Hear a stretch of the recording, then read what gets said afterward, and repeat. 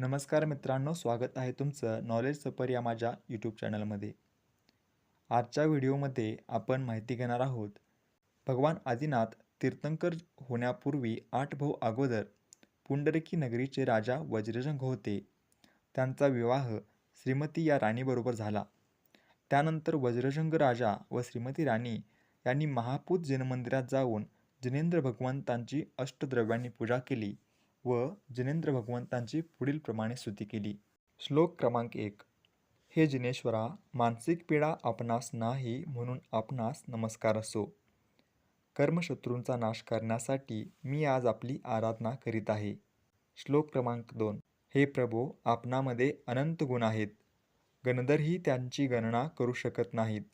पण मी भक्तीने आपली स्तुती करीत आहे व ही भक्ती स्वर्ग मोक्षाधिकांची प्राप्ती करून देते.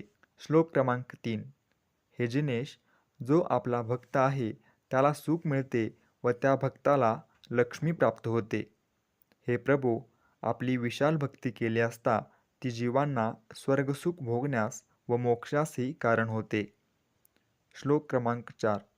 म्हणून भव्यजीव मन, वचन व शरीर यांच्या शुद्धीने आपली भक्ती करतात. संपत्ती व स्वर्गातील सुखाची इच्छा करणाऱ्या भक्तांना खरोखर आपण कल्पवृक्षासारखे होता. श्लोक क्रमांक 5. हे प्रभो, आपण जेव्हा धर्मरूपी जलाची वृष्टी करता तेव्हा दुष्कर्मरूपी उन्हाने ज्यांना तहान लागली आहे असे जे भव्यरूपी चातक त्यांना आपण वर्षाकालाच्या मेघाप्रमाणे होता. श्लोक क्रमांक 6. हे प्रभो, सूर्याने प्रकाशित केलेल्या मार्गाचा कार्यार्थी लोक जसा आश्रय करतात त्याप्रमाणे हे प्रभो, आपण दाखविलेल्या मोक्षमार्गाचा हितेच्छू भव्यजीव आश्रय करतात. श्लोक क्रमांक 7. हे भगवंता, आपण संसाराचा उच्छेद करण्यासाठी बीजासारखे असलेल्या कारण असलेल्या जीवादिक तत्वांचे स्वरूप सांगितले आहे व त्यापासून प्राण्यांना इह-परलोकाच्या सुखादी पदार्थांची प्राप्ती होते अर्थात सिद्धी होते. श्लोक क्रमांक 8. उत्कृष्ट वैभवाचे साम्राज्य जे की लक्ष्मीचे सर्वस्व होते ते आपण सगळे त्यागले व मोक्षलक्ष्मीची इच्छा धरून आपण तिला वरिले, हे आश्चर्यकारी आहे. श्लोक क्रमांक 9.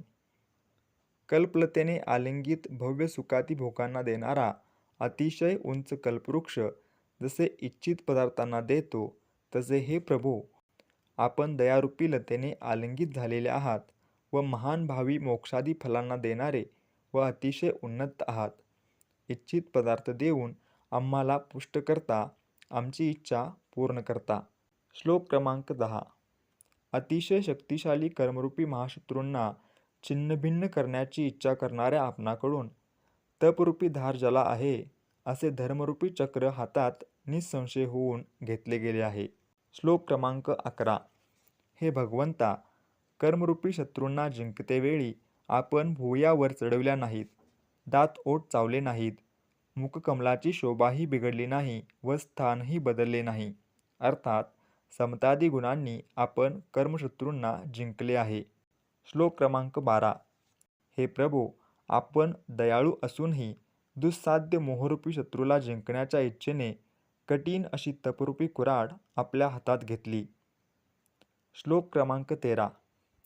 अज्ञानरूपी पाणी शिंपडून जी संसाररूपी वाईट वेल ती नाना दुःखफलांना देत होती, पण आता ज्ञानरूपी पाणी घालून वाढविण्याचा प्रयत्न करूनही वाढत नाही, हे आश्चर्य होय.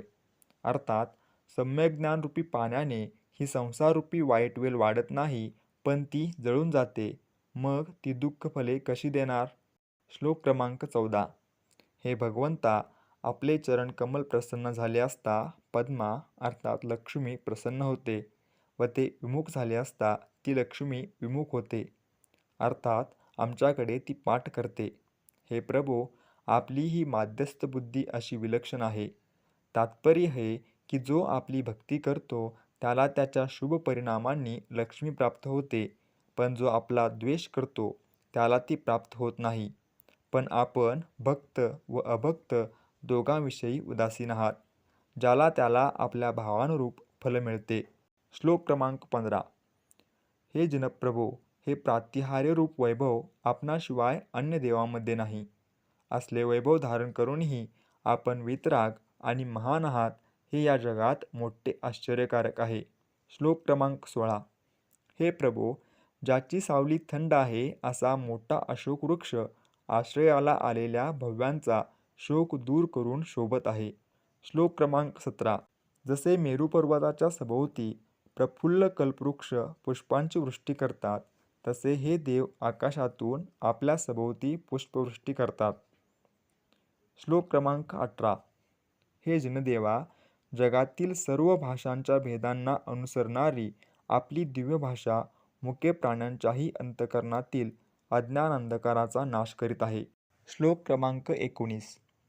हे जिनप्रभू, आपल्या दोन्ही बाजूस ढाळली जाणारी ही चामरांची जोडी चंद्राच्या किरणांप्रमाणे शुभ्र आहे व पर्वतावरून पडणाऱ्या झऱ्याप्रमाणे शोभत आहे. श्लोक क्रमांक 20. सोन्याने बनविलेले व सिंहांनी जे धारण केलेले असे आपले आसन, हे जिनराज, सर्व पर्वतांचा राजा असा जो मेरू पर्वत त्याच्या शिखराशी स्पर्धा करून शोभत आहे. श्लोक क्रमांक 21. सूर्यमंडलाचा द्वेष करणारे व जगातील अंधकाराला नष्ट करणारे असे आपले परम औदारिक देहाचे पसरणारे प्रकाशमय मंडल अर्थात भामंडल आपल्या शरीराला सुशोभित करीत आहे. श्लोक क्रमांक 22. मेघांच्या मार्गात अर्थात आकाशात गंभीर शब्द करणारा देवदुंदुभी, हे प्रभू, त्रैलोक्याचे आपण एकटे प्रभू आहात असे जणू घोषणा करीत आहे. श्लोक क्रमांक 23. हे जिनदेवा, चंद्राच्या बिंबाशी स्पर्धा करणारे हे आपल्या मस्तकावरील उंच छत्रत्रय, 3 छत्रे आपले प्रभुत्व त्रैलोक्याला उल्लंघन करणारे असे प्रकट करीत आहेत अर्थात सांगत आहेत. श्लोक क्रमांक 24. हे जिनदेवा, हा आपला प्रातिहार्यांचा समूह त्रैलोक्यातील सर्व सार मिळवून तो जणू एकत्र केल्याप्रमाणे शोभत आहे. श्लोक क्रमांक 25. हे देवा, हा प्रातिहार्यांचा समूह देवांनी भक्तीने रचलेला आहे व तो आपल्या वैराग्य संपत्तीला बाधा आणण्यास असमर्थ आहे. श्लोक क्रमांक 26. हे जिनदेवा, हत्ती, सिंह, वनाग्नी, सर्प, भिल्ल, भयंकर खवळलेला समुद्र, रोग आणि हातापायात बेड्या पडणे ही संकटे आपल्या चरणांच्या अर्थात पायांच्या स्मरणाने शम पावतात. श्लोक क्रमांक 27. गंडस्थळातून गळत असलेल्या मदप्रवाहाने ज्याने पावसाळा निर्माण केला आहे व जो मारण्यासाठी धावून आला आहे, हे जिनदेवा, आपल्या स्मरणाने भक्तजन त्याला जिंकतात. श्लोक क्रमांक 28. मोठ्या हत्तींची गंडस्थळे फोडून ज्याची नखे कठोर झाली आहेत असा सिंह आपल्या पायाजवळ पडलेल्या अशाही प्राण्याला हे जिनराज आपल्या चरणाच्या स्मरणाने मारित नाही. श्लोक क्रमांक 29. ज्याच्या ज्वाला प्रदीप्त झाल्या आहेत असा भडकलेला अग्नीही हे भगवंता आपल्या चरणाचे स्मरणरूपी थंड पाण्याच्या धारांनी ज्याचा वेग शांत झाला आहे असा होतो. श्लोक क्रमांक 30.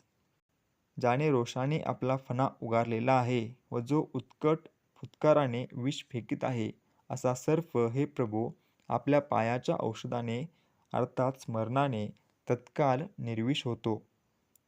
श्लोक क्रमांक 31.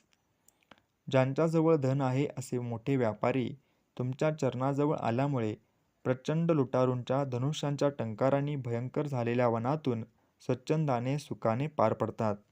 श्लोक क्रमांक 32. फार मोठ्या वाऱ्याच्या अकस्मात वृद्धीने ज्याचे पाणी आगात होऊन उसळले आहे व तीरावर चढून वाहत आहे अशा समुद्रातून हे जिनदेवा, आपल्या चरणाचा आश्रय घेतलेले भक्तजन लेलेने तरून जातात. श्लोक क्रमांक 33. गुह्य, संधी वगैरे अवघड ठिकाणी उत्पन्न झालेल्या तीव्र व्रणाने पीडित असे लोक, हे जिना, तुझ्या चरणरूपी औषधाचे स्मरण करून तत्काल निरोगी होतात. श्लोक क्रमांक 34. हे प्रभू, कर्मबंधनापासून मुक्त झालेल्या आपले वारंवार स्मरण करून मजबूत बंधनाने बद्ध झालेला मनुष्य देखील शीघ्र बंधनाने रहित होतो. श्लोक क्रमांक 35. म्हणून हे जना, विघ्नांना विघ्न करणाऱ्या अशा आपणास भक्तितत्पर चित्ताने विघ्नसमूहाचा उपशम व्हावा म्हणून मी उपासितो आपली आराधना करतो. श्लोक क्रमांक 36. हे जिनेंद्रा, आपण एकटेच जगाला प्रकाशित करणारे ज्योतिस्वरूपी आहात व आपणच एकटे जगाचे स्वामी आहात. आपणच भक्त जगताचे बंधू व जगताचे गुरु आहात. श्लोक क्रमांक 37. हे प्रभो, आपणच सर्व विद्यांचे उत्पत्तीस्थान आहात व आपण सर्व योगीजनात पहिले योगी आहात.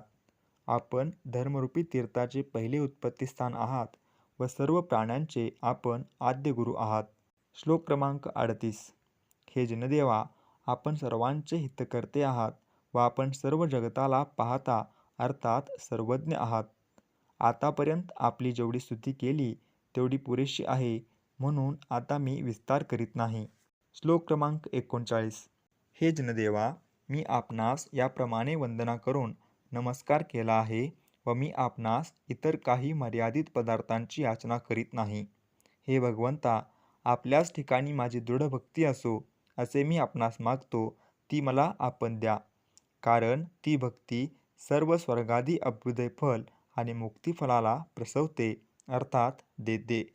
याप्रमाणे उत्तम प्रकारे जिनेश्वरास नमस्कार करून व स्तुती करून त्यांची वज्रजंग राजांनी अष्टद्रव्यांनी पूजा केली.